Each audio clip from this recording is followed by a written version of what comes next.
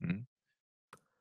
Bah, le Barça qui cartonne, hein. C'est quoi? 4 Mmh. victoires en 4 matchs Mmh. et ouais, la dernière en date, contre Valladolid, 7-0. Heu, tu sentais quoi, ouais, ils marchaient sur l'eau. Donc Hansi Flick, c'est ça la libération, c'est ce qu'il leur fallait. Parce que là, en vrai, même si tu as Olmo en plus et cetera, mais c'est les mêmes joueurs. Mmh. Donc en vrai, Xavi, moi je l'aime bien, c'est un très bon coach, tout ça, très bon joueur, pardon. Bon joueur, machin, légendaire s'il faut. Mais en tant que coach, c'est un enculé. Désolé du terme, mais Non, en non. vrai, non, non, c'est même pas pour l'insulter, mais c'est pour dire comment tu peux, avec ces joueurs-là, avec la mentale Barça, et cetera, ne rien proposer. Et là, tu arrives 7-0. Et là, la question se pose en vrai. C'est dur. Moi, j'ai vu le match, ça m'a fait plaisir, tu vois, ça jouait, hein. Yamal, il rentre, il fait des petits 1, des petites passes, ça. Rafinha, il s'est amusé, 3 passes D. Les joueurs sont transformés. Qu'est-ce qui se passe? Tu vois, Xavi, quoi, il aime pas le Mmh. Barça. Qu'est-ce qu'il voulait nous faire faire en vrai? Non, après C'était dur, MD, hein. Tu sais que non, mais tu sais que c'était dur de regarder ce Barça-là, parce qu'on se bah, rappelle la bien saison où ils sûr. sont champions. Ils sont Mmh. champions sans regarder parce que c'est le Barça, on regarde. Des fois, je regrettais même d'allumer. Tu vois, ils gagnaient 1-0, fighting spirit, Atlético Madrid. Là, on est de retour. Là, c'est bien. Là, le Barça, ils sont bien, ils reviennent, ça, c'est bien. C'est ça qu'on veut voir. En vrai, c'est ce que méritent leurs Mmh. supporters, en vrai. Et même ceux Après, qui aiment regarder le football en général. Du football, voilà, pas du eh catch, eh truc à la con. eh MD, tu me dis, il y a tout qui change. Qu'est-ce qui a changé? En vrai, pour être honnête. Wesh, le 11 là, on Et l'a déjà vu ce 11 là, MD, hein. Le je 11, vois c'est pas le en même, là. quoi ça a changé, en vrai. Qu'est-ce qui change Il y a là? aucun élément qui a changé de compter. Après, peut-être tu as des éléments que que nous n'avons pas. Mais franchement, dis-moi qu'est-ce qui a changé? Il y a aucun contexte. Les réalités, moi, je fais une petite parenthèse le temps que tu me répondes, c'est qu'il y a des coachs qui ont été des grands joueurs, des très grands joueurs. Enfin, pardon, il y a oui, voilà, qui ont été des très grands joueurs, mais qui n'ont pas la science du coaching, ils n'arrivent pas peut-être à transmettre leurs idées. Parce qu'en vrai, aujourd'hui, quel était le style de Xavi? Ah ouais, Il quel y en était avait le pas. style de Xavi? C'était, un truc après rugueux. Quand tu as pas de style, bah, tu te dis: «OK, bah, soyons défensifs et on essaye de gagner». Non, Donc parce que c'est lui aujourd'hui, qui a cramé, Gavi, en vrai. Et là, il faisait courir partout, tout ça, ouais, premier presseur. Voilà ce que ça donne, le mec, il se blesse derrière, tu vois? Donc ouais, il y avait pas de style, ouais, tu raison. En vrai, il y a pas de style, il y a pas de défini. style. Parce que MD, tu dis: «Il y a pas de confiance», mais on en a parlé avec De Zerbi. Le coach aussi peut apporter de la confiance, il peut t'apporter des idées et on peut parler même de Lewandowski. Lewandowski avec Hansi Flick, Lewandowski avec Xavi, c'est pas pareil. Après, on va dire que oui, Hansi Flick, il y a un historique, nanani, nanana, mais ça fait partie aussi du coaching. Et ça, la réalité. Voilà. Donc, c'est-à-dire que Xavi, il a pas donné les éléments pour, vraiment donner le meilleur de son équipe. Et là, tu vois que Hansi Flick, en quelques matchs, en quelques semaines, quelques mois, on va parler de Saint-Ager individuellement, c'est le jour et la nuit. C'est la réalité. Tu vois il y a des choix qui sont faits aussi dans la compo, dans le style de jeu, et tu le vois, en vrai. Xavi, après, peut-être, je veux m'abuser, hein. Est-ce que sur tous les matchs qu'on a vus de Xavi au Barça, il y a eu un match où le Barça, ils ont gagné 7-0? Je ne sais pas. Tu vois? Avec cette verticalité-là, avec cette envie d'aller vers l'avant, de casser l'équipe jusqu'au bout. On a vu des buts en contre-attaque, hein, des attaques rapides, dignes du Real de Madrid, par exemple. Tu vois? C'est ça, en fait, le truc. Là, tu m'as dit quoi? 6-1 ou 8-1? Tu vois? Donc, Tu pas, t'as pas ces ça, éléments-là. c'était l'époque MSN peut-être, en vrai. Entre-temps, Tu je sais vois? même pas si tu eu ces scores-là, avec un clean sheet, je sais Tu vois? pas, C'est ça la réalité. Donc, je peux avec le comprendre Betis. tes supporters du Barça. Tu veux oui, c'est une légende, c'est un joueur que tu as aimé, mais en termes de coaching, il n'a rien proposé. En fait, tu peux pas m'expliquer, là, ce qu'on voit sur Xavi, on voit Hansi Flick avec quasiment les mêmes joueurs. Tu as que Olmo. Tu as les mêmes joueurs. Il s'appuie sur comment dire? Le vivier aussi, du club. Il connaît pas forcément les joueurs, il connaît pas la langue et voilà. Donc c'est ça, en fait, la réalité. Donc Hansi Flick, il a clairement imposé sa patte. X-Force, te dis la vérité, j'ai les notes que tu m'avais données. Et c'est ce que moi, ce que j'ai regardé le match aussi, c'est la réalité. C'est un football total. C'est l'idée. Et moi, pour moi, le positionnement de Pedri, je le remercie beaucoup. Parce que même s'il ne veut pas comparer qualité par qualité, Pedri, moi, j'ai toujours dit, on parlait d'Iniesta, on parlait de Xavi peut-être.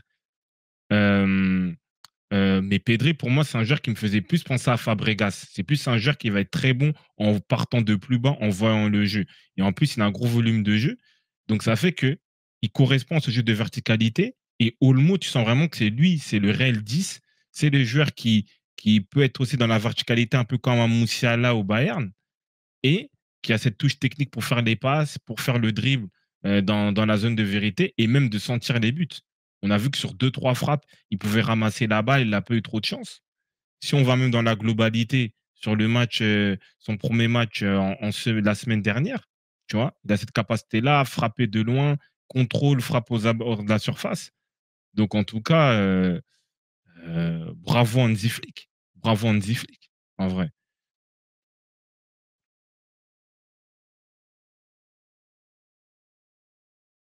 Ouais, ouais, bah c'est un peu le même cas Ah, que De Zerbi dont on parlait plus ouais. tôt, hein. Mm. Tu prends les mêmes éléments et tu les bonifies, Non, simplement. la verticalité qu'il propose, c'est ça, parce qu'en fait, tu as du trafic dans la surface. Et c'est pour ça qu'aussi, ça bénéficie aussi à Lewandowski.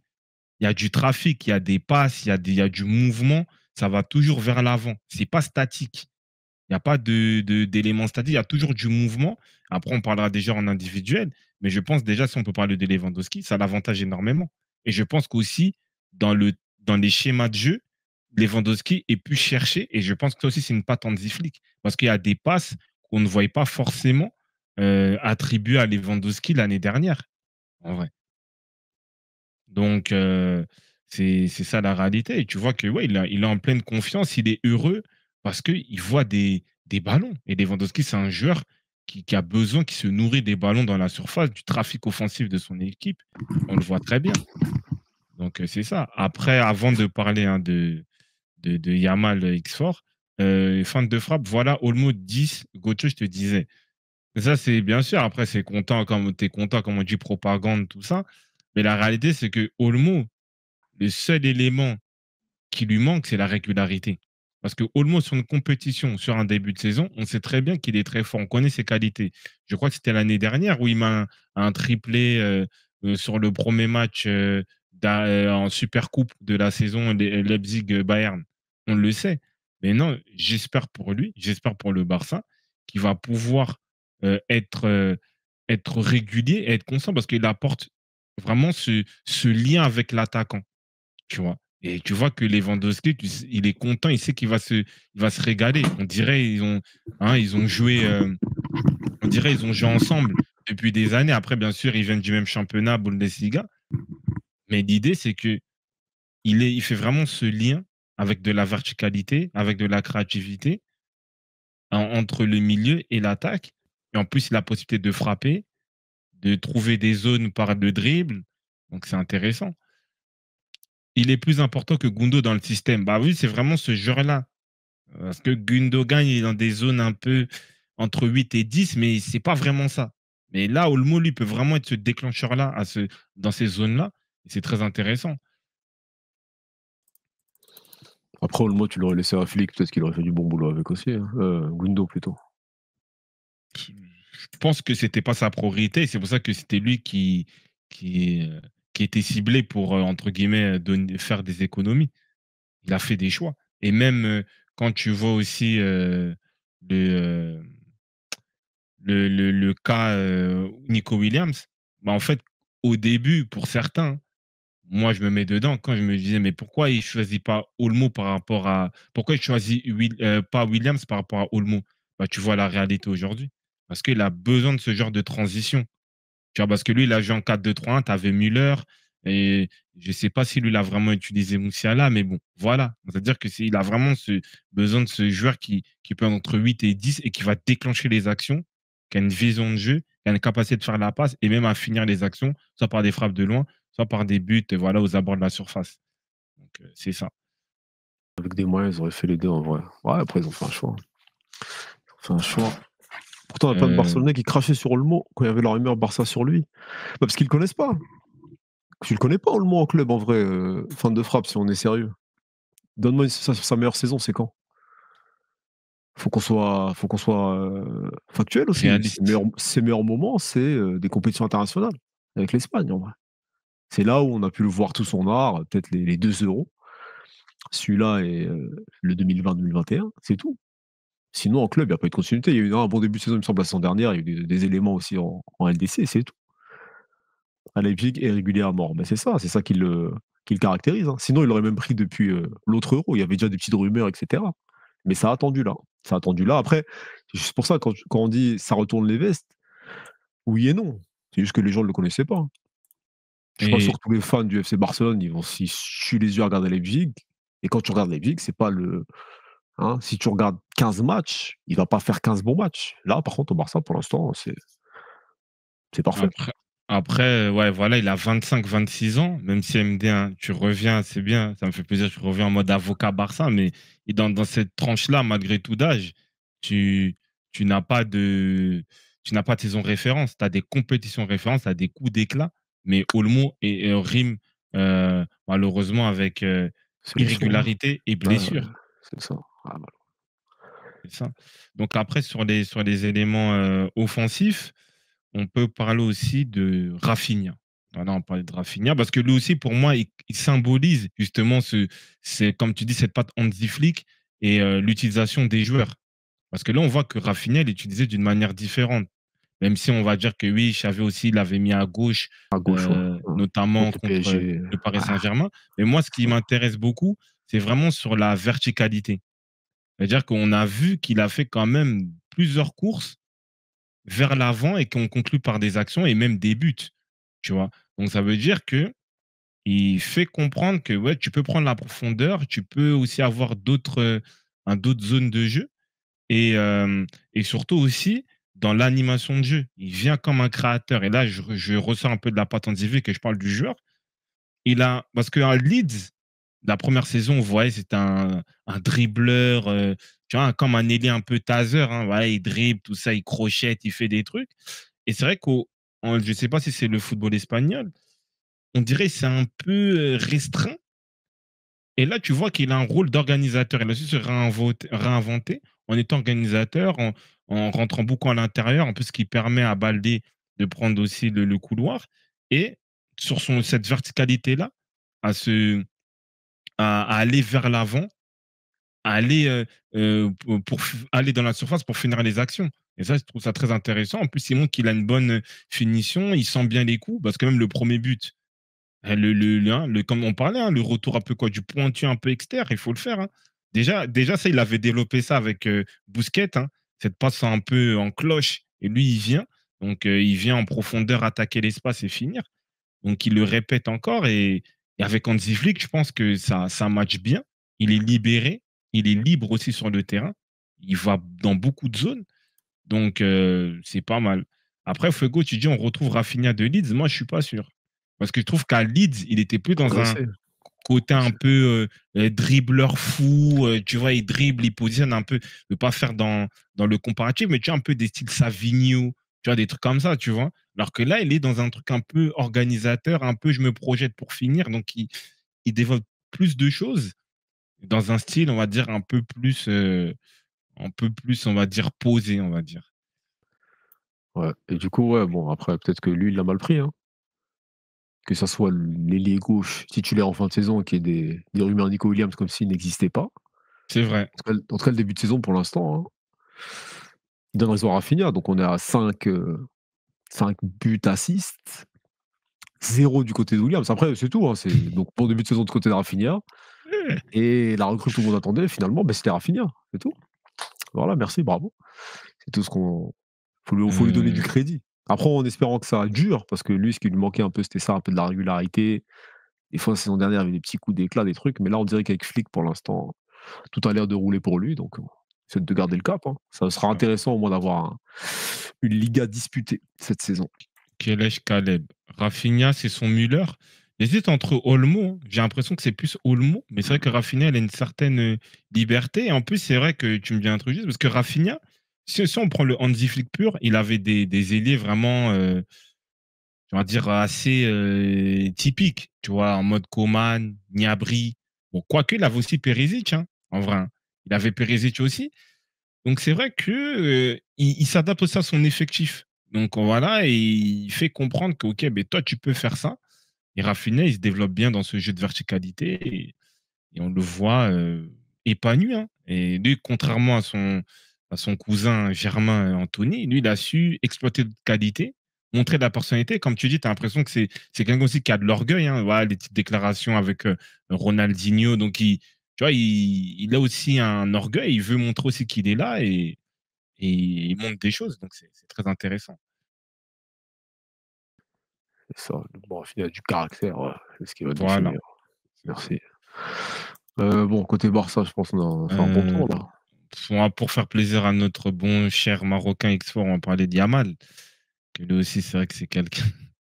Mais tu sais que lui, c'est un fou, hein. Pourquoi?